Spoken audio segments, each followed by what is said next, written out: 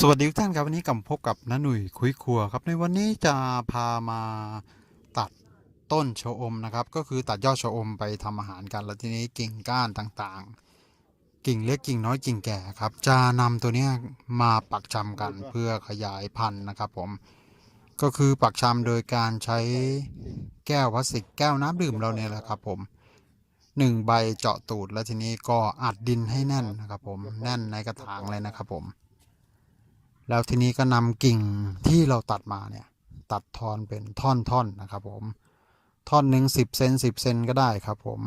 กิ่งอ่อนๆมากเราก็คัดออกนะครับผมจะลองกิ่งอ่อน2 อันนะครับอันใหญ่ไม่รู้จะติดหรือเปล่าครับลองดูนะครับผมแล้วทีนี้ก็ใส่กระถางไว้นะครับก็รดน้ำปกตินะครับผมก็คือไว้ในร่มหน่อยนะครับแดดลำไรนะครับผมจะได้มีกินมีปลูกกันนะครับต้นเล็กต้นน้อยนะครับผมก็คือตัดต้นนี้แล้วก็มากินต้นนี้ตัดต้นนี้กินต้นนี้เวียนกันไปครับเราจะมีผักกินกันตลอดเลยนะครับผมพื้นที่เล็กน้อยใช้สอยกันปลูกกันได้นะ